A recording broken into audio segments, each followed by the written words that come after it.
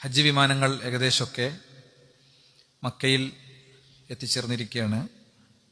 Jeddah international എയർപോർട്ടിലെ ഹാജിമാരുടെ പ്രത്യേക ടെർമിനലിൽ ഇറങ്ങി അവരവരുടെ സ്വസ്ഥതകളിലേക്കും ആത്മീയ വിചാരങ്ങളിലേക്കും എത്തിയ ഒരു ഘട്ടമാണ്. ഇനി വളരെ കുറഞ്ഞ ഫ്ലൈറ്റുകൾ മാത്രമേ എത്താനുള്ളൂ. ഇത്തരമൊരു ഘട്ടത്തിൽ ഒരു വിശ്വാസി ആത്മാർത്ഥമായി ആലോചിക്കേണ്ടതും അവലോകനം നടത്തേണ്ടതും പ്രാർത്ഥിക്കേണ്ടതുമായ ചില കാര്യങ്ങളുണ്ട്. അതാണ് നമ്മൾ ഇന്ന് പറയാൻ ആഗ്രഹിക്കുന്നത്. കഅബ കാണാൻ തൗഫീഖ് ഗണേ റബ്ബേ എന്ന് ആത്മാർത്ഥമായി ഹൃദയത്തിൽ ആഗ്രഹിക്കുന്ന കുറേ മനുഷ്യരുണ്ടാകും. ജനകോടികളുണ്ട്. ഒന്ന് പരിശുദ്ധ കഅബാലയത്തിൽ എത്താൻ കഴിഞ്ഞെങ്കിൽ, പരിശുദ്ധമായ ഹജ്ജ്, പരിശുദ്ധമായ ഉംറ നിർവഹിക്കാൻ സാധിച്ചെങ്കിൽ, മനുഷ്യ ചരിത്രത്തിൻ്റെ സമഗ്രമായ മാറ്റങ്ങളുടെയും മാർഗദർശനത്തിൻ്റെയും ഒരുപാട് ചരിത്ര ഓർമ്മകൾ നിലനിൽക്കുന്ന ഇടങ്ങളിൽ എത്തിച്ചേരാൻ കഴിഞ്ഞെങ്കിലെന്ന് മനസ്സുകൊണ്ട് അങ്ങനെ ആഗ്രഹിച്ച് എല്ലാ വക്തിലും അങ്ങനെ പ്രാർത്ഥിച്ച് ആ കാര്യം ഓർക്കുമ്പോഴേക്ക് കണ്ണ് നിറഞ്ഞ് ചങ്ക് പൊട്ടി പ്രാർത്ഥിക്കുന്ന എത്രയോ ജനകോടികൾ ലോകത്തുണ്ട്. അതേസമയത്ത് അവരെ സംബന്ധിച്ചിടത്തോളം അവർക്ക് എത്താനുള്ള യാതൊരു നിർവാഹമില്ല. അവരെടുത്ത് അതിനുള്ള സാമ്പത്തികമില്ല, അവരെടുത്ത് അതിനുള്ള സൗകര്യമില്ല, അവർക്കതിനുള്ള സാഹചര്യമില്ല, ഒന്നുമില്ല. ഇന്ന് വേറെ കുറച്ച് മനുഷ്യന്മാരുണ്ട്. അവർക്ക് ആഗ്രഹമുണ്ടോ വെച്ച് കഴിഞ്ഞാൽ ആഗ്രഹമുണ്ട്. അവർക്ക് ബോധപൂർവം അവർ ശ്രമിച്ചാൽ നടക്കുമെന്ന് വെച്ച് കഴിഞ്ഞാൽ നടക്കും. പക്ഷേ അതൊരു തീവ്രമായ ആഗ്രഹമല്ല. അവരതിനു വേണ്ടി പ്രത്യേകിച്ച് എന്തെങ്കിലും കരുതുന്നില്ല. ഒരു വണ്ടി വാങ്ങാൻ ചിലപ്പോൾ കുറച്ച് അറേഞ്ച്മെന്റ് ഒക്കെ അവർ ചെയ്യും. ഒരു നല്ല വണ്ടിയൊക്കെ വാങ്ങും. ഒരു ഫോൺ വാങ്ങാൻ നല്ലൊരു ക്രമീകരണമൊക്കെ ഉണ്ടാക്കി നല്ലൊരു ഫോണൊക്കെ വാങ്ങും. വീട് ഒന്ന് സെക്കൻഡ് ഫ്ലോർ എടുക്കണം തീരുമാനിച്ചു കഴിഞ്ഞാൽ അവർ പല പരിപാടിയും ചെയ്യും. അത് പറ്റണോ പറ്റാത്തതൊക്കെ ഉണ്ടാവും. ചിലപ്പോൾ ബാങ്കിൽ കൊണ്ടുപോയി പിന്നെ പണയം വെച്ചിട്ടാണെങ്കിലൊക്കെ അതൊക്കെ പൂർത്തിയാക്കും. എങ്ങനെയെങ്കിലുമൊക്കെ ഒന്ന് പൂർത്തിയാക്കുക എന്നുള്ള നിലക്ക് അത് പൂർത്തിയാക്കും. അപ്പം ആ നിലക്കുള്ള ആളുകളുണ്ട്. ആഗ്രഹം ഉണ്ടോ വെച്ചിട്ടുണ്ട്. ഒത്ത അവസരം കിട്ടുകയാണെങ്കിൽ പോകണം എന്നൊക്കെ ഉണ്ട്. എന്നാൽ പോയിട്ടില്ല, പോകാം എന്ന് വിചാരിച്ചിരിക്കുന്നുണ്ട്. മൂന്നാമത്തെ ഒരു വിഭാഗം എന്ന് പറയുന്നത് അവരുടെ അജണ്ടയിൽ ഇങ്ങനത്തെ ഒരു വിഷയമല്ല. ഒരു ദീനിയാണെന്ന് വെച്ചാണ് അവരുടെ അജണ്ടയിൽ പലപ്പോഴും ഇങ്ങനത്തെ ഒരു വിഷയമേ വരുന്നില്ല. അപ്പം ആദ്യം നമ്മളെല്ലാവരും, എന്നെ ഈ സദസ്സിൽ കേൾക്കുന്നവരും പിന്നീട് കേൾക്കുന്നവരൊക്കെ, നമ്മളിതിൽ ആദ്യത്തെ ആളാണോ രണ്ടാമത്തെ ആളാണോ മൂന്നാമത്തെ ആളാണോ എന്നത് നമ്മൾ എന്ത് ചെയ്യണം, നമ്മളൊന്ന് ഫിക്സ് ചെയ്യണം. നമ്മൾ എവിടെയാണ്? ഞാൻ ഭയങ്കര ആഗ്രഹമുണ്ട്, അതിശക്തമായ ആഗ്രഹം, ഒരു കുഞ്ഞിനെ കിട്ടണം എന്ന് വിചാരിച്ച പോലെ, അല്ലെങ്കിൽ ഒരു മോൾക്ക് നല്ലൊരു വരനെ കിട്ടണം എന്ന് വിചാരിക്കണ പോലെ, അല്ലെങ്കിൽ നല്ലൊരു വീട് വേണം, കൂട്ടുകുടുംബത്തിന്റെ ആ കുടുസതയിൽ അങ്ങനെ കുടുങ്ങിക്കിടക്കുന്നിടത്ത് നിന്ന് എന്നും കരഞ്ഞിരിക്കുന്ന ഭാര്യയെയും, അതല്ലെങ്കിൽ ചോർന്നൊലിക്കുന്ന വീടിന്റെ പശ്ചാത്തലമൊക്കെ അനുഭവിക്കുന്ന ഒരാളെന്നുള്ള അതിനൊന്ന് രക്ഷപ്പെടണം എന്നുള്ള ആഗ്രഹം ഉണ്ടല്ലോ, അതേപോലെ ഒരു ആഗ്രഹം എനിക്കുണ്ട്. പക്ഷെ എനിക്കൊരു നിർവാഹമില്ല. ഞാൻ ഇങ്ങനെയൊക്കെയുള്ള ഒരാളാണ്. രണ്ട്, ആഗ്രഹമൊക്കെ ഉണ്ട്, പക്ഷെ അത്ര ആഗ്രഹം എനിക്കുണ്ടോ? എന്റെ ആഗ്രഹം നടത്താൻ എനിക്ക് പറ്റൂലേ? ചില ക്രമീകരണമൊക്കെ നടത്തിയാൽ എനിക്ക് പറ്റുമല്ലോ, എന്നിട്ട് ഞാൻ പോകാത്തതാണോ? മൂന്ന്, ഇങ്ങനൊരു വിചാരമേ അല്ല, ഇങ്ങനത്തെ ഒരു ചിന്തയേ അല്ല. പരിശുദ്ധ ഹറമിലും ഹറമുള്ള നാട്ടിലൊക്കെ ദീർഘകാലം ജീവിച്ചിട്ട് ഹറമിലൊന്നും പോയി നോക്കാത്ത ആളുകൾ നമുക്കറിയാം.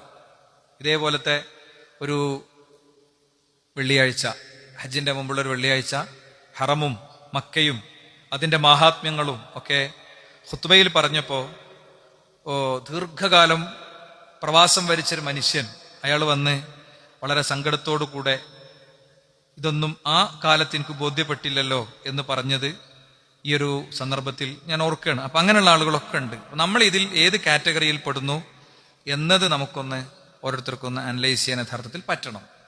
ഇനി ഞാൻ ചെയ്യാൻ പോണ കാര്യം, ഈ ഹജ്ജിന്റെയും ഉംറന്റെ ഒക്കെ കാര്യത്തിലെ ഇസ്ലാമിക വിധി എന്താണെന്നുള്ളത് പറയാണ്. ഇസ്ലാമിക വിധി എന്താണ്? ഇസ്ലാമിക പ്രമാണങ്ങൾ ഇതിനെങ്ങനെ കാണുന്നു? ശരിക്ക് ഇസ്ലാം കാര്യങ്ങളിൽ ഒന്നാണ് ഹജ്ജ്. അർക്കാനുകൾ എണ്ണിയെടുത്ത് തന്നെ ഉംറയെയും എണ്ണിയത് കാണാം. ഹജ്ജിനെ പോലെ എണ്ണിയിട്ടില്ലെങ്കിലും ഹജ്ജ് വെറും കേവലം ഒരു സുന്നത്ത് എന്നുള്ള നിലയ്ക്ക് നമുക്ക് പറയാൻ പറ്റൂല. അവസ്ഥ എത്തിയ ഒരാൾക്ക് ഉംറയും അങ്ങനെ തന്നെയാണ്. ഉംറക്കും ഒരു ഫർളിന്റെ പരിസരം ഉംറക്കും ഉണ്ട് എന്നുള്ള കാര്യത്തിൽ സംശയമല്ല. നോക്കൂ നിങ്ങൾ, ഞാനിവിടെ ഓതി വെച്ച ആയത്ത് സൂറത്തു ആലി ഇംറാനിലെ 97 വലില്ലാഹി അലന്നാസി ഹിജ്ജുൽ ബൈതി മൻ ഇസ്തതാഅ ഇലൈഹി സബീല. നേരിട്ടുള്ള വിധിയാണ്. വലില്ലാഹി അലന്നാസി ഹജ്ജുൽ ബൈത്ത്, അള്ളാഹുവിന് വേണ്ടി ജനങ്ങളുടെ ബാധ്യതയാണ് അവര് ഹജ്ജ് ചെയ്യൽ. മനിസ്തതാ ഇലൈഹി സബീല, ആ ഹജ്ജിന് പോകാവുന്ന സാഹചര്യങ്ങൾ തെളിഞ്ഞൊരു വ്യക്തിക്ക്, ആ ഹജ്ജിന് പോകാവുന്ന സാഹചര്യങ്ങൾ തെളിഞ്ഞൊരു വ്യക്തിക്ക്. ഒരു ബിസിനസ്സുകാരനെ സംബന്ധിച്ചിടത്തോളം അയാളുടെ അടുത്ത് ഒരു കാലത്തും പൈസ ഉണ്ടാവില്ല. അയാൾ ഫുള്ള് റൊട്ടേഷനിലായിരിക്കും, പൈസ ഫുള്ള്. അതല്ലെങ്കിൽ പുതിയ പുതിയ ഇൻവെസ്റ്റ്മെന്റുകളിലായിരിക്കും. സ്വസ്ഥത ഇല്ലാതെ അങ്ങനെ കച്ചവടം നടത്തി നടക്കുന്ന ഒരുപാട് മനുഷ്യന്മാരെ നമ്മൾ കാണലുണ്ട്. അവിടെ കൊണ്ടുപോയിടും, ഇവിടെ കൊണ്ടുപോയിടും, അത് കൊണ്ടുപോയിടുന്നിടത്ത് അതിന്റെ ഹറാമും ഹലാലും നോക്കൂല. ഇനി ഹറാമും ഹലാലൊക്കെ ഓക്കെ നോട്ടിക്കൊള്ളിങ്ങൾ. എന്നാൽ പോലും ഒരു ഇൻവെസ്റ്റ്മെന്റിന് നമ്മൾ ഒരുങ്ങുമ്പോൾ ജീവിതത്തിൽ അത്യാവശ്യമൊക്കെ ഒരു അവസ്ഥയും സാഹചര്യമൊക്കെ ഉള്ള ഒരു വ്യക്തിക്ക് വേറെയും കുറെ കാര്യം നോക്കാണ്ട്. ഞാൻ അടുത്തൊരു ഇൻവെസ്റ്റ്മെന്റും കൂടി ഇട്ടു, അവിടെ കൊണ്ടുപോയിട്ടിട്ട് എന്റെ സമയം ഫുള്ള് അതിലാ പോണത്. കുടുംബത്തിന് കൊടുക്കാനില്ല, മക്കൾക്ക് കൊടുക്കാനില്ല, ശരിക്കൊന്നും മനസ്സൊഴിഞ്ഞ് നിസ്കരിക്കാൻ പറ്റണില്ല, ഒരു നോമ്പ് കാലത്ത് ശരിക്കൊന്നും പള്ളിയിൽ പോയി ഇരിക്കാൻ പറ്റണില്ല, ഒരു പേജ് ഖുർആൻ ഓതാൻ പറ്റണില്ല. അങ്ങനത്തെ എന്ത് കച്ചവടം ചങ്ങന്മാരെ? അതെന്ത് ബിസിനസ്? അത് എന്ത് പരിപാടി? അത് മരിച്ചു പോണ്ടേ? മരിച്ചു പോയാൽ ഒരു ചെറിയ ചാലിൽ നമ്മളെ ചെരിച്ച് കടത്തി അവിടെ അവസാനിക്കൂലല്ലോ, അവിടുന്ന് എണീറ്റ് പോരേണ്ടി വരുമല്ലോ. അപ്പോ സാധ്യതകൾ തേടി ഇങ്ങനെ പോവുകയാണ്. സാധ്യതകൾ ഇഷ്ടം പോലെ ഉണ്ടാവും. നല്ല ബുദ്ധിയും നല്ല കാഴ്ചപ്പാടും നല്ല കപ്പാസിറ്റി ഉള്ള ആളുകൾക്ക് ഇപ്പോ വേണമെങ്കിൽ പറയാൻ പറ്റും, അടുത്ത 10 കൊല്ലം കഴിയുമ്പോൾ തെളിഞ്ഞു വരുന്ന കുറെ തൊഴിൽ സാധ്യത ഉണ്ട്. GCC വികസിച്ചുകൊണ്ടിരിക്കണം, അപ്പോ വരുന്ന കുറെ തൊഴിൽ സാധ്യത ഉണ്ട്. ഇതിനൊക്കെ നല്ലൊരു കൺസൾട്ടന്റിനെ സമീപിച്ചാൽ നല്ല അടിപൊളിയായിട്ട് പറഞ്ഞുതരും. 10 കൊല്ലം അപ്പുറം വരാൻ പോണ പുതിയ ബിസിനസ് സാധ്യത പറഞ്ഞുതരും. അതിലൊന്നും സംശയമല്ല, അങ്ങനെ ചെയ്യേണ്ടെന്നും അഭിപ്രായമില്ല. പക്ഷേ പലപ്പോഴും ഇതിൽ അങ്ങോട്ട് കുടുങ്ങി നിൽക്കല. അപ്പൊ അങ്ങനത്തെ ആളുകളെടുത്ത് ഉംറക്കും ഹജ്ജിനൊന്നും പൈസ ഉണ്ടാവില്ല. അങ്ങനത്തെ ആളുകളെടുത്ത് ഹജ്ജിനും ഉംറക്കൊന്നും പൈസ ഉണ്ടാവില്ല. മാത്രമല്ല പോകാനും കഴിയൂല അവർക്ക്. ഒരു നിലക്കും ഷോപ്പ് എങ്ങനെ ഒഴിവാക്കി പോകുക എന്നുള്ളതാണ് അല്ലേ. ശരിക്കും അത്യാവശ്യം എസ്റ്റാബ്ലിഷ് ചെയ്തൊരു മനുഷ്യൻ, അയാളില്ലെങ്കിൽ അയാളുടെ കടയും ഷോപ്പൊന്നും ഒരിക്കലും നീങ്ങൂല എന്ന് പറയുന്നത് ഒരു മഹാബദ്ധല്ലേ. പ്രൊഫഷണലി അത് ഭയങ്കര അബദ്ധല്ലേ, ഒരു അന്തല്ലായ്മയല്ലേ. അയാളൊരു ദിവസം അവസാനിച്ചാൽ അയാളുടെ ബിസിനസ് അവസാനിച്ചു. അയാളുടെ മക്കൾക്കോ കുടുംബത്തിനോ അതുമായി റിലേറ്റ് ചെയ്ത് ആർക്കോ അത് ഏറ്റെടുക്കാൻ കഴിയില്ല എന്ന് പറഞ്ഞാൽ അതൊരു ബുദ്ധിയുള്ള മനുഷ്യൻ ചെയ്യേണ്ട കാര്യമല്ല. അയാൾ മാത്രം നോക്കേണ്ടതും അയാൾ മാത്രം ചെയ്യേണ്ടതും ഉണ്ടാകും. അതിനൊന്നും ഞാൻ നിഷേധിക്കണില്ല. അതതിന്റെ തന്ത്രവും അതിന്റെ സുരക്ഷയും ഒക്കെയാണ്. ആ തന്ത്രത്തെയും സുരക്ഷയെയും നിലനിർത്തിക്കൊണ്ട് തന്നെ അയാൾക്ക് അയാളുടെ ഫർളുകൾക്ക് വേണ്ടി, അയാളുടെ അനിവാര്യതകൾക്ക് വേണ്ടി അയാൾക്ക് സഞ്ചരിക്കാൻ കഴിയുക, സാവകാശം എടുക്കാൻ കഴിയുക എന്നുള്ളത് പ്രധാനമാണ്. അപ്പൊ അതുകൊണ്ട് നേരിട്ട് ഖുർആൻ പറയാണ് എന്ത്, വലില്ലാഹി അലന്നാസി ഹജ്ജുൽ ബൈത്തി മൻ ഇസ്തതാഅ ഇലൈഹി സബീല. അവസ്ഥ എത്തിയ ഓരോരുത്തരും, ഹജ്ജിന്റെ പോകാനുള്ള പൈസ ഉണ്ട്, ആരോഗ്യമുണ്ട്, സാഹചര്യമുണ്ട്, അങ്ങനത്തെ ഒരു അവസ്ഥ എത്തിയ ഓരോരുത്തരും ഹജ്ജ് ചെയ്യണം, അവർ ഉംറ ചെയ്യണം എന്നതിൽ ഇസ്ലാം വളരെ കണിശായിട്ട് പറയാം. ഇനി ഈ ആയത്തിന്റെ 2ാം പാതിയാണ് നമ്മളെ ഏറെ ഭീതിപ്പെടുത്തുന്ന കാര്യം. വമൻ ഖഫറ ഫഇന്നല്ലാഹ ഗനിയ്യുൻ അനിൽ ആലമീൻ. നിഷേധിക്കുന്നവനെ സംബന്ധിച്ചിടത്തോളം അള്ളാഹുവിന് യാതൊരു പ്രശ്നമില്ല. അള്ളാഹു ഒരാൾ ഹജ്ജ് ചെയ്തിട്ടില്ലെങ്കിൽ, ഒരാൾ നിസ്കരിച്ചിട്ടില്ലെങ്കിൽ പടച്ചോന് നഷ്ടമൊന്നുമില്ല. പടച്ചോൻ എന്തെങ്കിലും കുറവ് വരും നിങ്ങൾ വിചാരിക്കേണ്ട. അള്ളാഹു ഗനിയാണ്. മനുഷ്യന്മാര് ചെയ്തു കൂട്ടുന്ന കാര്യങ്ങളിൽ നിന്നൊക്കെ പടച്ചോൻ ഗനിയാണ്. അതുകൊണ്ട് പടച്ചോനൊന്നും വരാനില്ല എന്നാണ്. അപ്പോ ഹജ്ജ് ചെയ്യാത്തവനോടാണ് പറയുന്നത് ഒമൻ ഖഫറ, ഒമൻ ഖഫറ എന്ന് പറയുന്നത്. മനസ്സിലായില്ലേ? അതും കൂടി അതിൽ നമ്മൾ കൂട്ടി വായിക്കണം. അപ്പൊ ഇതൊരു കുഫറിന്റെ പരിസരത്തേക്ക് എത്തിക്കുന്ന ഒരു കാര്യമാണ് എന്നുള്ള കാര്യത്തിൽ നമുക്ക് ഒരു ഗൗരവതരമായ ചിന്ത വേണം. പലപ്പോഴും പ്രായമൊക്കെ കുറച്ചങ്ങോട്ട് ആയതിന്റെ ശേഷം ഉംറക്ക് പോകുക എന്നുള്ളതാണ് പണ്ടൊക്കെ ഉണ്ടായിരുന്ന ട്രെൻഡ്. ഇന്നിപ്പോ ട്രെൻഡൊക്കെ ഒരുപാട് മാറി അല്ലേ. നിങ്ങൾ ഹജ്ജിന് പോണേ ഹജ്ജ് ഗ്രൂപ്പുകൾ എടുത്തു നോക്കി കഴിഞ്ഞാല്, ഉംറ ഗ്രൂപ്പുകൾ എടുത്തു നോക്കി കഴിഞ്ഞാല് അതിൽ പകുതിക്കും മേലെ യുവാക്കളാണ്. ഇനി ഹറമിലൊക്കെ ഈ അടുത്ത കാലത്ത് പോയ ആളുകളോടൊക്കെ ഒന്ന് അന്വേഷിച്ചാൽ മതി. മത്താഫിൽ നമ്മൾ കയറിയാല് ഇപ്പം മത്താഫില് ഈ ഉംറ വേഷത്തിലുള്ളവർക്ക് മാത്രമേ, അല്ലെങ്കിൽ ഇഹ്റാമിന്റെ വേഷത്തിലുള്ളവർക്ക് മാത്രമേ ഇപ്പോ കടക്കാൻ കഴിയുള്ളൂ. അതത്ര വൃത്തിക്ക് ലോകത്തെ വ്യത്യസ്ത ദേശങ്ങളിൽ നിന്ന് ആഗ്രഹപൂർവ്വം വന്നിട്ട് ആ കഅബന്റെ അടുത്തുകൂടെ പോലും ഒന്ന് പോകാൻ കഴിയാതെ, ഹജർ എന്തായാലും മുത്താൻ കഴിയണില്ല, പോകാൻ കഴിയാത്ത 10,000-ങ്ങളുണ്ട്. കയ്യൂക്കും കരുത്തുള്ളവൻ അവിടെ പോകുന്നിടത്തുനിന്നൊക്കെ സിസ്റ്റം ഭയങ്കര അടിപൊളിയായിട്ട് മാനേജ് ചെയ്യുന്നുണ്ട്. അപ്പൊ ഞാൻ വളരെ ഭയങ്കര ആവേശത്തിൽ, കുളിർമയിൽ, ഹൃദയത്തിൽ നിന്ന് ഉയരുന്ന സന്തോഷത്തിൽ വീക്ഷിച്ചൊരു കാര്യം എന്താ അറിയോ? മസാ എടുത്താലും മത്താഫ് എടുത്താലും എവിടെ എടുത്താലും ചെറുപ്പക്കാരാണ് മൊത്തം. പ്രത്യേകിച്ച് യൂറോപ്പിൽ നിന്നൊക്കെ വരുന്നത് ഫുള്ള് ചെറുപ്പക്കാരാണ്. ഇസ്ലാം സ്വീകരിച്ച കരുത്തുറ്റ ചെറുപ്പക്കാരാണ്. അവർക്ക് സാധാരണഗതിയിൽ ഈ ഹജ്ജിന്റെ വേളയിൽ ആൾക്കാർ കാണിച്ചു കൂട്ടുന്ന ചില പരിപാടികൾ, ഭയങ്കര മുദ്രാവാക്യം പരിപാടികൾ ഉണ്ട്. അതൊന്നുമില്ലാതെ വളരെ ശാന്തമായി പോകുന്ന കുറെ ആൾക്കാരെ നിങ്ങൾക്ക് കാണാം. അപ്പൊ ഞാൻ പറയുന്നത് ചെറുപ്പക്കാരോട് കൂടിയാണ് പറയുന്നത്. ഒന്ന്, ഞാനൊന്നും കുറച്ചുകൂടി ഒന്ന് സെറ്റിൽഡ് ആകട്ടെ, പ്രായമാകട്ടെ എന്നൊക്കെ വിചാരിച്ച് നിൽക്കുകയാണ്. നമ്മൾ എത്ര കാലം ജീവിക്കും സഹോദരന്മാരെ? നമ്മള് നടന്നു പോണ റോട്ടിൽ നമ്മള് വലതുഭാഗം ചേർന്ന് വളരെ ശ്രദ്ധിച്ച് എല്ലാ സ്റ്റെപ്പും എടുത്ത് നടന്നിട്ടൊരു കാര്യമില്ല. വരുന്ന ഒരാളുടെ അശ്രദ്ധ മതി നമ്മളെ ജീവിതം അവസാനിക്കാൻ. അശ്രദ്ധയും വേണ്ട. വരുന്ന ഒരാള് മില്ലി സെക്കൻഡ് കണ്ണി ചിമ്മിയാൽ നമ്മൾ പിന്നെ CCTV-യിൽ നമ്മളിങ്ങനെ ആകാശത്തേക്ക് ഉയർന്നിട്ട് റോട്ടിക്ക് വീണത് കാണാം. അത്രേ ഉള്ളൂ മനുഷ്യന്റെ ജീവിതം എന്ന് പറയുന്നത്. അത്രേ ഉള്ളൂ, വളരെ എളുപ്പമാണ്. അപ്പൊ അതുകൊണ്ട് ചെയ്യേണ്ട കാര്യങ്ങളൊക്കെ വേഗം ചെയ്തു പോകലാണ് എപ്പോഴും നല്ലത്. നോക്കൂ, നിങ്ങൾ റസൂലുള്ളാഹി സ്വല്ലല്ലാഹു അലൈഹി വസല്ലം തങ്ങളോട് അയ്യുൽ അമലി അഫ്ളലു എന്ന് ചോദിക്കുകയാണ്. അബൂ ഹുറൈറ തന്നെ പറയാണ്, ഒരു മനുഷ്യൻ വന്നിട്ട് അയ്യുൽ അമലി അഫ്ളലു, ഏറ്റവും ശ്രേഷ്ഠമായ അമൽ ഏതാണ് നബിയെ? ഇപ്പൊ പ്രവാചകൻ ഇങ്ങനെ ചോദിക്കുമ്പോൾ വ്യക്തിക്കും സാഹചര്യത്തിനും സന്ദർഭത്തിനൊക്കെ അനുസരിച്ച് ഇങ്ങനെ ഉത്തരം കൊടുക്കണം നമുക്ക് കാണാൻ പറ്റും. ഏറ്റവും അഫ്ളലായ അമൽ എന്നുള്ള നിലയ്ക്ക് പലതും പ്രവാചകൻ ഇങ്ങനെ പറഞ്ഞിട്ടുണ്ടാകും. അതെന്താ? ഒരു വ്യക്തി ചോദിക്കുമ്പോൾ ആ വ്യക്തിയുടെ സാഹചര്യത്തോടും സന്ദർഭത്തോടും ഒക്കെ അനുസരിച്ചുള്ള ഉത്തരങ്ങൾ പ്രവാചകൻ സ്വല്ലല്ലാഹു അലൈഹി വസല്ലം തങ്ങൾ നൽകും. അതെന്താ? ആ വ്യക്തിയെ സൂക്ഷ്മമായി അറിയണ റബ്ബ് അപ്പൊ പ്രവാചകന് വഹയി കൊടുക്കുന്നതാണ്. അയാളോട് ഇതാണ് പറയേണ്ടതെന്ന് വഹയി കൊടുക്കുന്നതാണ്. അപ്പൊ പ്രവാചകൻ പറയാണ്, ഈമാനും ബില്ലാഹി വറസൂലിഹി, അള്ളാഹുലു റസൂലിലുള്ള വിശ്വാസമാണ് ഏറ്റവും വലിയ അമല്. അപ്പൊ വിശ്വാസം എന്ന് പറയുന്നത് എന്താണ്? ഹൃദയം കൊണ്ടുള്ള ഒരു കാര്യമാണ്. ഇവിടെ ഏറ്റവും വലുത് അതാണ്. അത് ശരിയാകാതെ ഒന്നും ശരിയാവില്ല. ഇതൊരു വളരെ വേദനിപ്പിക്കുന്ന ഒരു വിഷയമാണ്. ചില മനുഷ്യന്മാരെ നമ്മൾ കാണും, അവർ ആരാധനകളിൽ ജീവിക്കായിരിക്കും. അവരുടെ അനുഷ്ഠാനങ്ങൾ കണ്ടാല് നമുക്ക് എന്ത് ചെയ്യുന്ന വെച്ചാൽ നമുക്ക് അവരുടെ കൂടെ ഒരിക്കലും നമ്മൾ യാത്ര ചെയ്തെത്തൂല. പക്ഷെ അസലിൽ അവരെ വിശ്വാസത്തിന് പല കുഴപ്പമുണ്ടാകും. കാര്യം എന്താ? അവരവരുടെ വിശ്വാസം, പ്രിയപ്പെട്ടവരെ, ഒന്നും വെരിഫൈ ചെയ്തിട്ടല്ല എടുക്കണത്. ജീവിതത്തിലെ ബാക്കിയൊക്കെ വെരിഫൈ ചെയ്തിട്ട് എടുക്കണേ. ജീവിതത്തിലെ ബാക്കി എല്ലാ കാര്യവും പരിശോധിച്ചിട്ട് എടുക്കണേ. ഭൂമി വാങ്ങുകയാണ്, നമ്മൾ ഭൂമി വാങ്ങുമ്പോൾ കണ്ണിൻ ചിമ്മി വാങ്ങോ? എന്തൊക്കെ നോക്കും? ആധാരം വാങ്ങിയിട്ട് നമ്മൾ ശരിക്കും പരിശോധിക്കും, നമുക്കൊക്കെ അറിയണമാതിരി. എന്നിട്ട് കൊണ്ടുപോയിട്ട് പിന്നെ അതിന് പറ്റിയ ആളെ കൊണ്ട് പരിശോധിപ്പിക്കും. പിന്നെ ആധാരം മാത്രമല്ല, അവിടുത്തെ റോഡും അതിന്റെ അലൈൻമെന്റും പുതിയ ബൈപ്പാസും പരിപാടിയും ടൗൺ പ്ലാനിങ്ങും ഒക്കെ നോക്കും. എന്നിട്ടേ എടുക്കുള്ളൂ, അല്ലേ?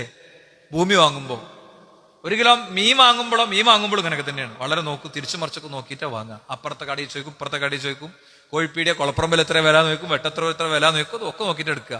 എന്നാലോ നിലപാടെടുക്കുമ്പോ ഇതൊന്നുമില്ല. അതിങ്ങനെ കാക്കക്കാരണവന്മാരായി തലമുറകളായി കിട്ടിപ്പോന്നത് എടുത്തു പോരാണ്. അത് മക്കയിലെ അവിശ്വാസി സമൂഹം റസൂലുള്ളാഹി സ്വല്ലല്ലാഹു അലൈഹി വസല്ലം തങ്ങളോട് കൊടുത്ത ഉത്തരാണ്. എന്താ മക്കയിലെ അവിശ്വാസി സമൂഹം പറഞ്ഞത്? വൈദാ ഖീല ലഹും ഇത്തബിഉ മാ അൻസലല്ലാഹ്, അല്ലാഹ് ഇറക്കിയത് നിങ്ങൾ സ്വീകരിച്ചോളൂ എന്ന് പറഞ്ഞാൽ, ഖാലൂ ബൽ നത്തബിഉ മാ അൽഫൈന അലൈഹി ആബാഅനാ, ഞങ്ങളെ വാപ്പാന്റെ വാപ്പിയൊക്കെ പോകുന്നൊരു റൂട്ടുണ്ട്, അത് മതി ഞങ്ങൾക്ക് എന്ന് പറയുന്നതാണ്. അതുകൊണ്ട് ഇത് വളരെ പ്രധാനമാണ്. നമ്മുടെ വിശ്വാസം എന്താണ്? അള്ളാഹുവിനെ കുറിച്ചുള്ള വിശ്വാസം എന്താണ്? അള്ളാഹു ഞാൻ ചോദിച്ചാൽ തന്നെ തരും എന്നാണോ? അതല്ല അള്ളാഹു ഉത്തരം തരണമെങ്കിൽ വേറൊരാളെ നടുക്ക നിർത്തണം എന്നാണോ? അല്ലേ? അള്ളാഹുവിനെ കുറിച്ചുള്ള സൂക്ഷ്മമായ വിശ്വാസത്തിലെ എവിടെയെങ്കിലും ഒരു ഭാഗത്ത് വീഴ്ചയോ അബദ്ധമൊക്കെ വന്നാൽ തീർച്ചയായും, പ്രിയപ്പെട്ടവരെ, നമ്മൾ പിന്നെ ഒന്നും ചെയ്തിട്ട് കാര്യമില്ല. എന്താ? ഹബാ അൻ മൻസൂറ എന്ന അള്ളാഹുവിന്റെ ഖുർആൻ പറഞ്ഞേ. അവന്റെ അമല് മുഴുവൻ ധൂളികളാക്കി അങ്ങോട്ട് പാറ്റിക്കളയും. അത് അവിടെ ഉണ്ടാവില്ല പരലോകത്ത്. അത് പരലോകത്ത് ഉണ്ടാവുകയില്ല. ശിർക്ക് ചെയ്ത വ്യക്തിയുടെ സങ്കേതം നരകമാണ്. അവന്റെ സങ്കേതം നരകമാണ്. അവന് സ്വർഗം നിഷിദ്ധമാക്കിയിരിക്കുന്നു. നബി, അങ്ങ് ശിർക്ക് ചെയ്താൽ അങ്ങയുടെ അമല് പോലും തകരും. ആരോടായി പറയണേ? പ്രവാചകൻ സല്ലല്ലാഹു അലൈഹി വസല്ലം തങ്ങളോട്. പ്രവാചകനുള്ള സുരക്ഷിതത്വം വേറെ ആർക്കാ സുഹൃത്തുക്കളുള്ളത്? 14 പ്രവാചകന്മാരെ കുറിച്ചിട്ട് പറയണേ, അവരെങ്ങാനും ശിർക്ക് ചെയ്താൽ അവരുടെ ഒരു അമലും ഉണ്ടാവൂല. പ്രവാചകന്മാരോടാണ് ഇത് പറയണത്. ഉണ്ടായിട്ടില്ലേ? ഇബ്രാഹിം നബി അലൈഹി സ്വലാമിന്റെ വാപ്പ ഇബ്രാഹിം നബി അലൈഹി സ്വലാമിന്റെ മുന്നിന്ന് ഒരു നികൃഷ്ട ജീവിയായി നരകത്തിലേക്ക് പോയി എന്നുള്ള ചരിത്രം നമ്മൾ പഠിക്കുന്നുണ്ട്. യൂനുസ് നബി അലൈഹി സ്വലാം, പിന്നെ നൂഹ് നബി അലൈഹി സ്വലാമിന്റെ മോൻ അദ്ദേഹത്തിന് രക്ഷപ്പെടുത്താൻ പറ്റിയിട്ടില്ല എന്ന് നമ്മൾ പഠിക്കുന്നുണ്ട്. ഹാജറ ബീവിക്ക്, പിന്നെ മറിയം ബീവിക്ക് അവരുടെ എന്താ പറയാ ബന്ധത്തിൽപ്പെട്ടവരെ രക്ഷപ്പെടുത്താൻ പറ്റിയിട്ടില്ല എന്ന് നമ്മൾ പഠിക്കുന്നുണ്ടേ. അപ്പൊ അതുകൊണ്ട് തന്നെ ഞാൻ പറയുന്നു, റസൂലുള്ളാഹി കൊടുത്ത ഒന്നാമത്തെ ഉത്തരം നമ്മുടെ വിഷയത്തിന്റെ മർമ്മം അടുത്തതാണ്. എന്താ? പിന്നെ ചോദിച്ചു, പിന്നെ എന്താന്ന് വെച്ചപ്പോ ജിഹാദാണെന്ന് പറഞ്ഞു. പിന്നെ പറയാണ് ഹജ്ജൻ മബ്റൂർ, ഏറ്റവും ശ്രേഷ്ഠമായ അമല് ഹജ്ജ് മബ്റൂറാണ്.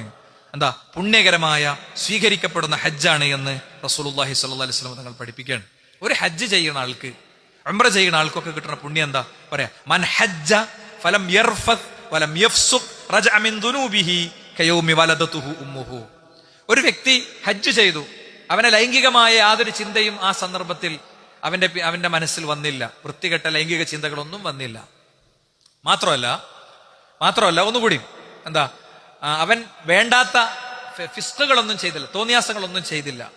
അവന്റെ മനസ്സിനെയും ചിന്തയെയും ശരിയാവിധം ചിട്ടപ്പെടുത്തി അവൻ മുന്നോട്ട് പോവുകയാണെങ്കിൽ റജഅ മിൻ ദുനൂബിഹി കയൗമി വലദതുഹു ഉമ്മുഹു, ഉമ്മ ജനിച്ച ദിവസത്തെ അത്ര പരിശുദ്ധിയിലായിരിക്കും ആ വ്യക്തി യഥാർത്ഥത്തിൽ ഉണ്ടാകുക എന്നാണ്. അല്ലാഹു സുബ്ഹാനഹു വ തആല അവന്റെ എല്ലാ പാപങ്ങളും കഴുകിക്കളയുമെന്ന് ഇമാം ബുഖാരി മുസ്ലിം ഒക്കെ ഉദ്ധരിച്ച ഹദീസിൽ നമുക്ക് കാണാൻ പറ്റും.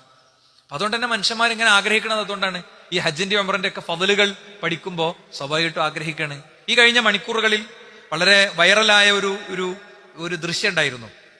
ലിബിയയിലെ ഒരു എയർപോർട്ടിൽ നിന്നുള്ള ദൃശ്യമായിരുന്നു. കണ്ട ആളുകൾ ഉണ്ടാകും. ആമിർ മൻസൂർ അൽ ഖദ്ദാഫി എന്ന് പറയുന്ന മനുഷ്യൻ എയർപോർട്ടിൽ വന്നപ്പോൾ എയർപോർട്ട് ഉദ്യോഗസ്ഥർ അദ്ദേഹത്തിന്റെ രേഖകൾ പരിശോധിച്ചപ്പോൾ സ്പെല്ലിംഗ് മിസ്റ്റേക്കും പ്രശ്നങ്ങളും ഒക്കെ കണ്ടു. അപ്പൊ അതിങ്ങനെ ക്ലിയർ ചെയ്യണതിന്റെ ഇടയ്ക്ക് ഫ്ലൈറ്റ് എടുക്കേണ്ട ടൈമായി. അപ്പോ ഫ്ലൈറ്റ് പൊങ്ങി. അപ്പൊ ഖദ്ദാഫിനെ അവിടുത്തെ ഉദ്യോഗസ്ഥരൊക്കെ ആശ്വസിപ്പിച്ചു. അദ്ദേഹത്തെ ആശ്വസിപ്പിക്കുന്ന വീഡിയോ ഒക്കെ നമുക്ക് കാണാം. അപ്പൊ ഖദ്ദാഫി ഒരൊറ്റ ഇരുത്തിരുന്നിട്ട് പറഞ്ഞു, ഞാനിനി ഹജ്ജിന് പോകുമല്ലോ, നിങ്ങളൊന്നും ആശ്വസിപ്പിക്കണ്ട. ഫ്ലൈറ്റ് പോയില്ല. ഫ്ലൈറ്റൊക്കെ പോയി, അത് ശരിയാണ്. പക്ഷെ പടച്ചോൻ എനിക്കിത് വിധിച്ചിട്ടുണ്ട്. അയാള് ബഹളം ഉണ്ടാക്കിയില്ല, അയാൾ ഉദ്യോഗസ്ഥരോട് തട്ടിക്കയറിയില്ല, അയാൾ പ്രാർത്ഥിച്ച് അവിടെ ഇരുന്നു. ആകാശത്ത് ഫ്ലൈറ്റ് പൊങ്ങി, ഫ്ലൈറ്റ് എഞ്ചിൻ തകരാറായി, ഫ്ലൈറ്റ് ഇറക്കിയപ്പോൾ പൈലറ്റിനോട് പലരും പറഞ്ഞു, ഇങ്ങനെ ഇയാൾ ഇവിടെ ഉണ്ട്, ഇയാൾ ഇങ്ങനത്തെ ഒരു അവസ്ഥയിലാണ്, ഇയാളെ സഹായിക്കണം, അയാളെ ഹാജിയാണ്. അങ്ങനെ ഉണ്ടാവും. ശരിക്കും GCC അടക്കമുള്ളൊരു ഇസ്ലാമിക് സിറ്റുവേഷനുള്ള എല്ലാ നാട്ടിലെയും ഉദ്യോഗസ്ഥരൊക്കെ പൊതുവെയാണ് ഞാൻ പറയുന്നത്, ഹാജിമാരോട് അവർക്കൊരു റിസ്ക് ഉണ്ടാകും. അപ്പോൾ പൈലറ്റ് പറഞ്ഞു, പറ്റൂല, എനിക്ക് കഴിയില്ല, എനിക്ക് ഓടിയെത്തൂല എന്ന് പറഞ്ഞു. കാരണം ഫ്ലൈറ്റിക്ക് ഒരാൾ കയറുന്നത് ബസ്സുക്കോ ട്രെയിനിക്കോ കയറുന്ന മാതിരിയല്ലല്ലോ. എയർപോർട്ടും മറ്റേ ഇതിന്റെ ഈ സാധനമൊക്കെ ആയിട്ട് കണക്ട് ചെയ്യുകയൊക്കെ വേണമല്ലോ, പ്രൊസീഡിങ്സ് ഉണ്ട്. രണ്ടാമതും ഫ്ലൈറ്റ് ആകാശത്തേക്ക് ഉയർന്നു. ഖദ്ദാഫി എപ്പോഴും പറഞ്ഞു, ഞാൻ പോവും, എനിക്കുള്ള ഫ്ലൈറ്റ് വരും, നിങ്ങൾ ബേജാറുണ്ടായിരുന്നു കേട്ടോ. രണ്ടാമതും ഫ്ലൈറ്റ് ആകാശത്തെത്തി. വീണ്ടും എന്ത് ചെയ്തു? എഞ്ചിൻ തകരാറ് വന്ന് നേരെ ഫ്ലൈറ്റ് രണ്ടാമത് ഇറക്കിയപ്പോൾ പൈലറ്റ് ആദ്യം ചെയ്ത കാര്യം എന്താ വെച്ചാൽ ഖദ്ദാഫിനെ വിളിക്കാൻ പറഞ്ഞു. ഖദ്ദാഫിനെ കൊണ്ടേ പോകണുള്ളൂ പറഞ്ഞു. അപ്പൊ ഖദ്ദാഫിയും ഉദ്യോഗസ്ഥരൊക്കെ ഒന്നിച്ച് നിൽക്കുന്ന ഫോട്ടോ ഒക്കെ നിങ്ങൾക്ക് കാണാം. ജസ്റ്റ് ഗൂഗിൾ ചെയ്താലേ ഒരുപാട്. ഞാൻ ഒരു വീഡിയോ ചെയ്തിട്ടുണ്ട്, എൻ്റെ പേജിൽ കിടക്കുന്നുണ്ട്. ആ വീഡിയോ ദൃശ്യങ്ങളൊക്കെ ഞാൻ എൻ്റെ പേജിൽ ആഡ് ചെയ്തിട്ടുണ്ട്. അപ്പൊ ഞാൻ പറഞ്ഞത്, എനിക്കൊരിക്കലും ഹജ്ജ് ചെയ്യാൻ കഴിയൂല എന്നൊക്കെ വിചാരിച്ചെടുക്കുന്ന ആൾക്കാരില്ലേ, നമ്മൾ ചോദിച്ചുകൊണ്ടേയിരിക്കുക പടച്ചോനോട്. പടച്ചോൻ മഹാ അത്ഭുതങ്ങൾ കാണിക്കും. ഇത് നമ്മളെ കേരളത്തിലൊന്നും ആകാത്ത ഭാഗ്യം ആണെങ്കിൽ മിക്കവാറും CM വലിയുള്ളയും പല ജാതിക്ക് ആദ്യം ഉണ്ടാവും. ഖദ്ദാഫിക്ക് കബറും ഖദ്ദാഫിക്ക് ആണ്ടു ഉറൂസും നേർച്ചൊന്നുമില്ല. ഇതൊക്കെ സംഭവിക്കും സഹോദരങ്ങളെ. ഇതിനൊക്കെയാണ് വിലായത്ത് എന്നൊക്കെ പറയുന്നത്, കറാമത്ത് എന്നൊക്കെ പറയുന്നത് ഇതിനൊക്കെ തന്നെയാണ്. പടച്ച റബ്ബ് ആണ് തരിക, അല്ലെ? പടച്ച റബ്ബാണ് തരിക. അതുകൊണ്ട് അയാളെ ഇനി മുതൽ അയാളെ വിളിച്ച് പ്രാർത്ഥിക്കുന്ന ഹജ്ജിന് പോകാൻ പോതിയുള്ളവരൊക്കെ ഞാൻ ഖദ്ദാഫി അല്ലെ, ഖദ്ദാഫിനെ വിളിച്ചോളിന്ന സമുദായത്തെ അങ്ങോട്ടൊക്കെയാണ്. സമുദായത്തെ ഒന്നുമില്ലാത്തിമ തന്നെ ഉണ്ടാക്കുക. ജയിലിലേക്ക് ചെല്ലുന്നു, ജയിലിൽ നിന്ന് രക്ഷപ്പെടുത്തുന്നു, സർജറി നടത്തുന്നു, അല്ലെ? എന്തൊക്കെ ജാതി പരിപാടിയാണ്. ഖബർക്കാൻ പോയാലാണ് ഭയങ്കര തിരക്ക് എന്നുള്ളിടത്താണ് പലപ്പോഴും നമ്മൾ ചില ആൾക്കാരെ പ്രസംഗമൊക്കെ കേട്ടാ തോന്നുന്നു. ഇതൊക്കെ കണ്ടിട്ട് ബുദ്ധിയും വിവേകമൊക്കെ വരുന്ന കുട്ടികളെ അങ്ങനെ പോവുകയാണ് ഇസ്ലാമെന്ന് പുറത്തേക്ക്. ഈ ജാതി മായാവി കഥകളുള്ള ഇസ്ലാം എനിക്ക് വേണ്ട എന്നുള്ള നിലക്ക്.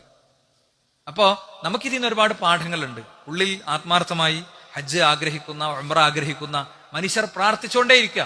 നമുക്കൊരു വഴി തെളിയും. നമുക്ക് തെളിയും. നമ്മൾ ഒരിക്കലും വിചാരിക്കാത്ത വിലക്ക് അടക്കണ വെക്കും. കാരണം പടച്ചവനൊരു തീരുമാനമുണ്ട്. വാഴണ വെക്കും. കപ്പണ് പറിച്ചു നോക്കുമ്പോ കിൻഡല് കണക്കിന്, അല്ലെ? കിൻഡല് കണക്കിന്. നമ്മൾ വിചാരിച്ച കിൻഡലൊന്നും അല്ല. നമ്മളെ വാപ്പാന്റെ വാപ്പ വരെ ഉള്ളവര് കൃഷി ചെയ്ത എണ്ണൊക്കെ പടച്ചവനെടുത്ത് തരും. അത്രേ ഉള്ളൂ. അത് നമുക്ക് പക്ഷെ ഉള്ളിൽ തീവ്രമായ ഒരു ആഗ്രഹം വേണം, നല്ല പ്രാർത്ഥന വേണം. പ്രാർത്ഥന എന്ന സാധനം അതാണ്. പക്ഷെ ആ ടൂളിനെ വളരെ കുറച്ച് മാത്രമേ മനുഷ്യന്മാർ ഉപയോഗിക്കുന്നുള്ളൂ. മനുഷ്യന്മാർക്ക് വേഗം കുറുക്കു വഴിയാണ്. എന്താ, ആരോടെങ്കിലൊക്കെ പറഞ്ഞ്, അല്ലെ? ഏതെങ്കിലുമൊക്കെ ഒരാളോട് പറഞ്ഞ് മൂപ്പര് പടച്ചോന്റെ അടുത്ത ആളാണ്, മൂപ്പരെ കൊണ്ട് ചെയ്യിപ്പിക്കാന്നുള്ളിടത്താണ്. ഒരു കാലം വരുന്നു റസൂലുള്ളാഹി പഠിപ്പിച്ചു. ആ കാലത്ത് പ്രാർത്ഥനയ്ക്ക് ഉത്തരം കിട്ടുകയില്ല. ആർക്കൊഴികെ? എന്ന റസൂലുള്ളാഹിന്റെ പ്രയോഗം. മുങ്ങി മരിക്കണ മനുഷ്യൻ പ്രാർത്ഥിക്കണ പോലെ പ്രാർത്ഥിച്ചാൽ മാത്രം ഉത്തരം കിട്ടുന്ന ഒരു കാലം വരുന്ന. വെറുതെ ചിന്തിച്ചു നോക്കിങ്ങള്. നമ്മളെ ഏതൊക്കെ കാര്യമാണ് ഒരുപാട് തവണ ആവർത്തിച്ച് പറഞ്ഞുകൊണ്ടിരിക്കണേ? ഏതൊക്കെ കാര്യം പറഞ്ഞുകൊണ്ടിരിക്കണേ? കിട്ടിയിട്ടില്ലെങ്കിൽ ഇസ്ലാം അതിൽ 3 മസ്അല പറഞ്ഞല്ലോ, അല്ലെ? ഒന്ന് ചോദിച്ചാൽ ചിലപ്പോൾ അപ്പൊ തന്നെ കിട്ടും. ഖദ്ദാഫിക്ക് കിട്ടിയ പോലെ കിട്ടും. ഖദ്ദാഫി ഇവിടെ ഇരുന്നു, എനിക്ക് കിട്ടും, നിങ്ങൾ ബേജാറുണ്ടാന്ന് പറഞ്ഞു, എനിക്ക് കിട്ടും കേട്ടോ.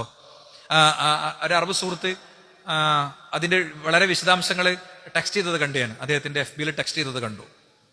അപ്പ എയർപോർട്ടിൽ ഉണ്ടായിരുന്ന ഒരാൾ അതിന്റെ രംഗവിവരണങ്ങൾ നടത്തിയത് വായിക്കണ്ടായി. ഭയങ്കര എക്സൈറ്റഡ് ആയിട്ട് തോന്നി. അപ്പൊ ചിലപ്പോൾ അങ്ങനെ കിട്ടും, ചിലപ്പോൾ അപ്പൊ കിട്ടൂല.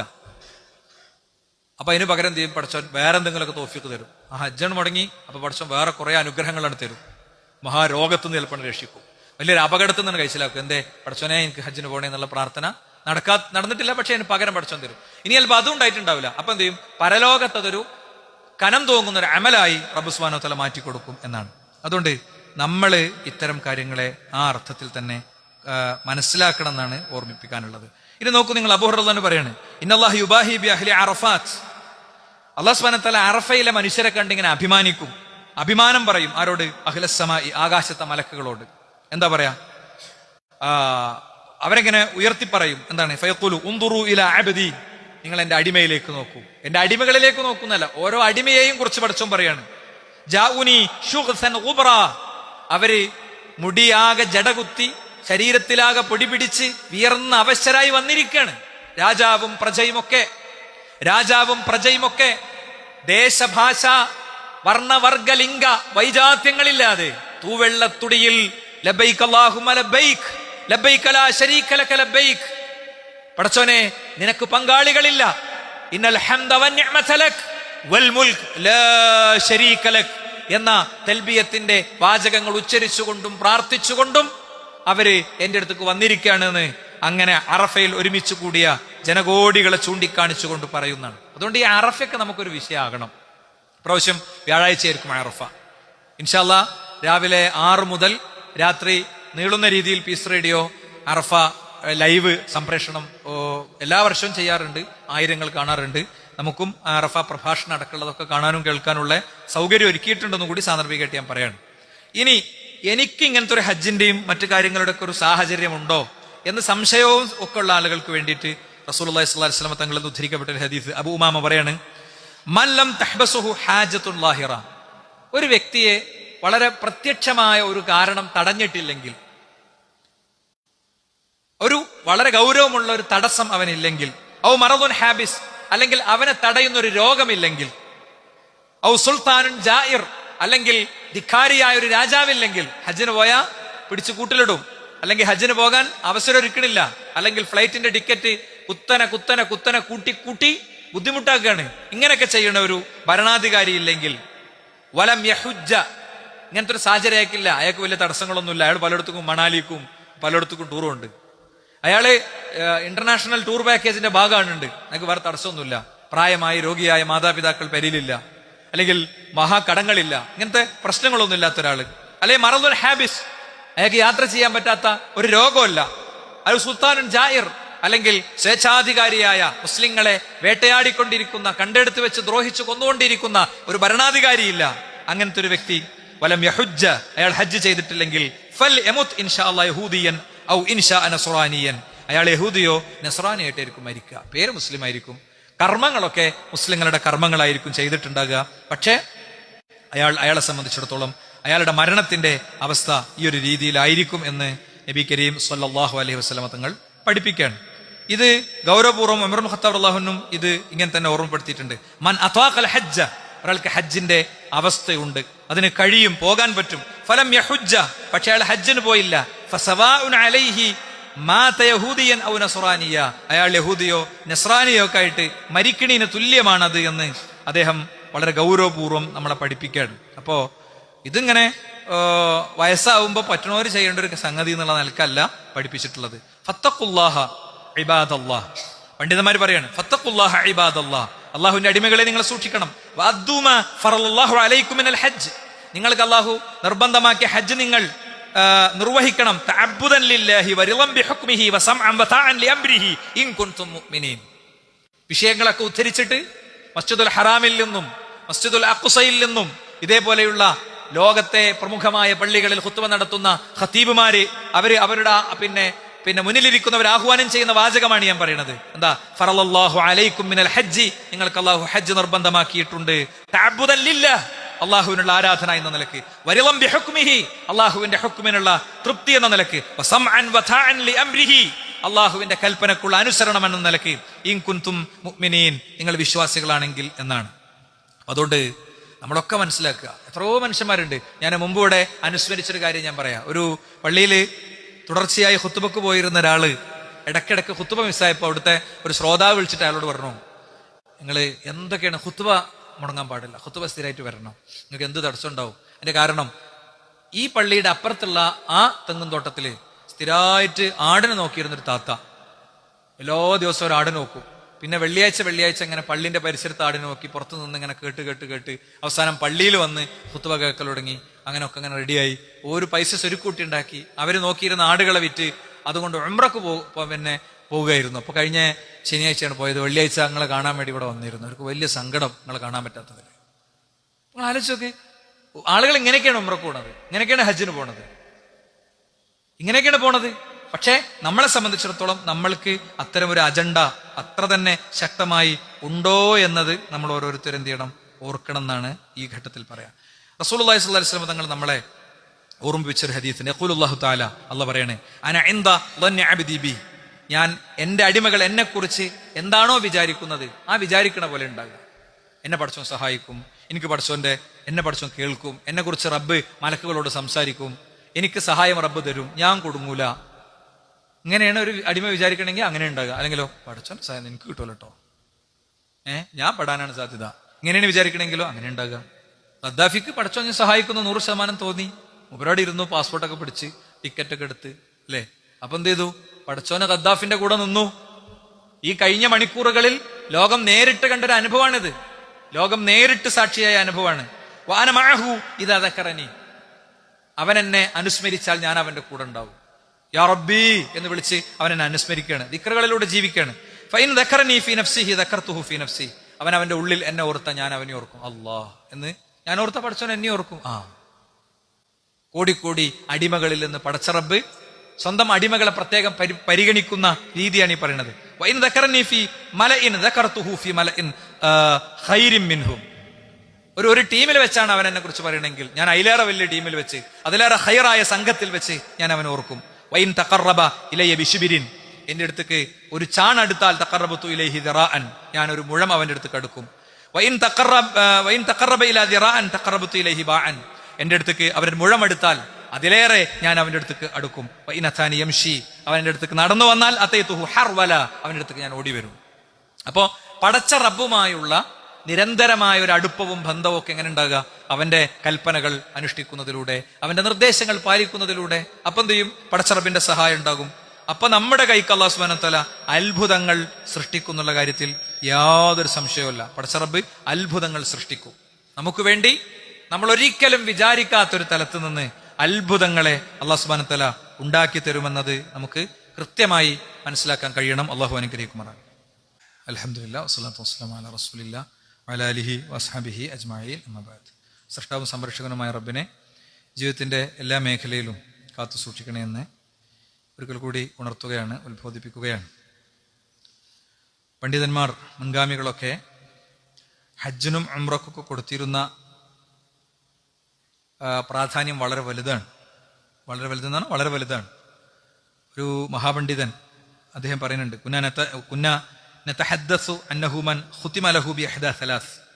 മൂന്നിൽ ഒരു കാര്യം കൊണ്ട് ഒരാളുടെ ജീവിതം അവസാനിക്കുകയാണെങ്കിൽ അതൊരു നല്ല മരണമാണ്. അവന് വജബത്ത് ലഹുൽ ജന്ന, അവന് സ്വർഗമുണ്ട്. അതേതാ? ഇമ്മാ ഖാല ബരി അമിനന്നാർ, അല്ലെങ്കിൽ ആ പണ്ഡിതൻ പറഞ്ഞത് അവൻ നരകത്തിൽ നിന്ന് മോചിതനായിരിക്കും എന്നാണ് പറഞ്ഞത്. എന്താണ്? മൻ സ്വാമ ശഹ്റ റമളാന, ഒരാൾ റമളാൻ മാസത്തിൽ നോമ്പനുഷ്ഠിച്ചു. ഫൈദൻ ഖല ശഹ്റു മാത, അങ്ങനെ ആ മാസം കഴിഞ്ഞപ്പോൾ മരിച്ചുപോയി.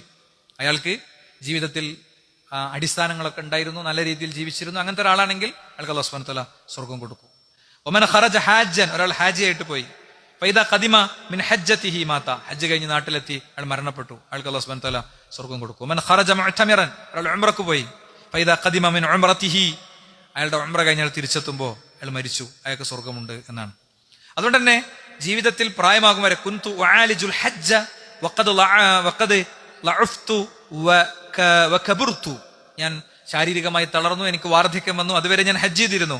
അദ്ദേഹം ചോദിക്കുക, ഫഹൽ മീൻ ശൈഇൻ യഅദിലുൽ ഹജ്ജ, എനിക്ക് ഹജ്ജിനോട് തുല്യതയുള്ള ഒരു കാര്യം എനിക്ക് നിങ്ങൾ പറഞ്ഞു തരുമോ? ഹജ്ജിനോട് തുല്യതയുള്ള ഒരുപാട് കാര്യങ്ങളുണ്ട്. പക്ഷേ ഇവിടെ ആ പണ്ഡിതൻ തിരിച്ചു കൊടുക്കുന്ന ഉത്തരം എന്താ അറിയോ? ഹജ്ജിൽ എന്തൊക്കെ ഉണ്ട്?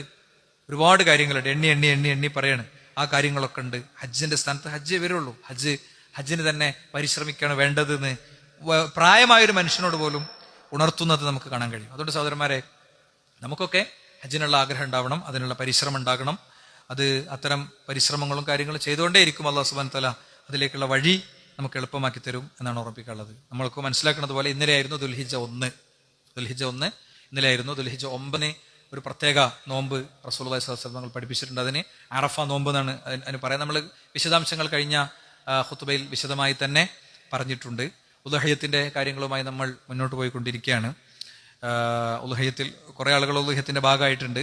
ഇനി അതിൽ അവസരമുണ്ടോ എന്നുള്ളത് അതുമായിട്ട് ബന്ധപ്പെട്ട ആളുകളോടൊന്ന് ചോദിച്ച് സാധിക്കുന്ന ആളുകൾ ഉണ്ടെങ്കിൽ അതിന്റെ ഭാഗമാവണം. ഞാൻ ഒരു അപ്ഡേഷൻ എടുത്തിട്ടില്ല, മെമ്പർ കയറുന്നതിന് മുമ്പ് ചെയ്യണമെന്ന് വിചാരിച്ചിരുന്നു. പിന്നെ അതിൽ ഭാഗവാക്കാകാൻ കഴിയുന്ന ആളുകൾ ഭാഗവാക്കാകുക, അതിന് അവസരം ഉണ്ടെങ്കിൽ. ഇവിടെ അല്ലെങ്കിൽ വേറെ എവിടെയെങ്കിലും ഭാഗവാക്കാകുക. കാരണം അത് വളരെ പ്രധാനമാണ്. അത് ഫർളാണെന്ന് പറഞ്ഞ പണ്ഡിതന്മാർ വരെ ഉണ്ട്. അപ്പോൾ ആ കാര്യം നമ്മൾ പ്രത്യേകം ശ്രദ്ധിക്കണമെന്ന് ഈ ഘട്ടത്തിൽ ഓർമ്മിപ്പിക്കുകയാണ്. മഴക്കാലമാണ്. മഴക്കാലമാകുമ്പോൾ ഉള്ള കുറേയധികം നമുക്ക് ആവശ്യമുള്ള കുറേയധികം ശ്രദ്ധകളുണ്ട്. അയൽപക്കത്ത് താമസിക്കുന്ന ആളുകൾ പലരും ജോലിക്ക് പോകാത്ത അവസ്ഥ ഉണ്ടാകും. അവരുടെ വീട്ടിലെ അവസ്ഥ എന്താ നമ്മൾ പരിശോധിക്കണം. ചോർന്നൊലിക്കുന്ന വീടുകളുണ്ടാകും, തകരാൻ സാധ്യതയുള്ള വീടുകളുണ്ടാകും, കുന്നിന്റെ താഴെ താമസിക്കുന്നവരുണ്ടാകും, കുടുംബത്തിൽ, ബന്ധത്തിൽ, അയൽപ്പക്കത്തിൽ അവരൊക്കെ ഉണ്ടായിട്ട് അവർക്ക് എന്തെങ്കിലുമൊക്കെ സംഭവിച്ചതിന്റെ ശേഷം നമ്മളിങ്ങനെ സങ്കടം പറയണതും സിമ്പതി പറയണതും അല്ല വേണ്ടത് എന്ന് ഞാൻ ഓർമ്മയൊക്കെയാണ്. കുട്ടികൾ സ്കൂൾ തുറക്കുകയാണ്, സ്കൂൾ തുറക്കുമ്പോഴുള്ള ബുദ്ധിമുട്ടുകളൊക്കെ ഉണ്ടാകും. അങ്ങനത്തെ കാര്യങ്ങളൊക്കെ നമ്മുടെ ശ്രദ്ധയിൽ ഉണ്ടാകണം എന്ന് ഓർമ്മിപ്പിക്കുന്നു. നമ്മുടെ വളരെ അടുത്തൊരു സഹപ്രവർത്തകൻ, ഈ പള്ളിയുടെ പ്രവർത്തനങ്ങളിൽ 1-ാം നമ്പറായി നിന്ന് കാര്യങ്ങളിൽ ഇടപെടുന്ന നമ്മുടെ ഒരു ജ്യേഷ്ഠ സുഹൃത്ത്, അദ്ദേഹത്തിന്റെ ഉപ്പ കുറച്ചൊരു ഗുരുതരമായ രോഗ സാഹചര്യത്തിലൂടെ കടന്നു പോവുകയാണ്. അർബുദ രോഗത്തിന്റെ സാഹചര്യം ഉണ്ട് എന്നൊരു പക്ഷേ ഡോക്ടർമാർ വിലയിരുത്തുന്ന ഒരു ഘട്ടമാണ്. അദ്ദേഹത്തിന്റെ ഉപ്പ അല്ലാഹു പൂർണ്ണമായ ശമനം പ്രദാനം ചെയ്യുമാറാകട്ടെ. അത്തരം രോഗങ്ങൾ കൊണ്ടുണ്ടാകുന്ന വിഷമങ്ങളിൽ നിന്നും വേദനകളിൽ നിന്നും ഒക്കെ അല്ലാഹു പരിരക്ഷ നൽകുമാറാകട്ടെ. ആ രോഗം മാറിയെന്നും അതിന്റെ ബുദ്ധിമുട്ടുകളൊന്നും ഇപ്പം ഇല്ല എന്നും ഒക്കെ പറയാവുന്ന വിധമുള്ള സന്തോഷകരമായൊരു സാഹചര്യം അദ്ദേഹത്തിന് അല്ലാഹു നൽകുമാറാകട്ടെ. നമ്മളെ എല്ലാവരെയും ഇതേപോലത്തെ മഹാരോഗങ്ങളിൽ നിന്നും അപകടങ്ങളിൽ നിന്നും അല്ലാഹു കാത്തുരക്ഷിക്കുമാറാകട്ടെ. പുതിയൊരു അധ്യയന വർഷത്തിലേക്ക് നമ്മുടെ കുട്ടികൾ പ്രവേശിക്കുമ്പോൾ സുരക്ഷിതമായ വിദ്യാഭ്യാസം പൂർത്തിയാക്കാനും ഇസ്ലാമിന്റെയും വിശ്വാസത്തിന്റെയും സമുദായത്തിന്റെയും നന്മകളുടെയും ഒക്കെ വക്താക്കളായി അവർ മാറുന്നത് കാണാനുമുള്ള തൗഫീഖ് അല്ലാഹു നൽകുമാറാകട്ടെ. നമ്മിൽ നിന്ന് ഈ കഴിഞ്ഞ മണിക്കൂറുകളിൽ വിട പറഞ്ഞൊരു ജ്യേഷ്ഠ സുഹൃത്തുണ്ട്. അല്ലാഹു അദ്ദേഹത്തിന്റെ ഖബർ വിശാലാക്കി കൊടുക്കുമാറാകട്ടെ. ലാ ഇലാഹ ഇല്ലല്ലാഹുവിന്റെ വഴിയിൽ സഞ്ചരിച്ച യഥാർത്ഥ മുഅ്മിനുകളാകാനുള്ള തൗഫീഖ് അല്ലാഹു നൽകുമാറാകട്ടെ. ആമീൻ. അല്ലാഹുമ്മ ഗ്ഫിർ ലിൽ മുഅ്മിനീന വൽ മുഅ്മിനാത്ത് اللهم اغفر للمؤمنين والمؤمنات اللهم اعز الاسلام والمسلمين واذل الشرك والمشركين ربنا آتنا في الدنيا حسنه وفي الاخره حسنه ربنا وقنا عذاب النار امين امين برحمتك يا ارحم الراحمين والحمد لله رب العالمين وصلى الله على محمد.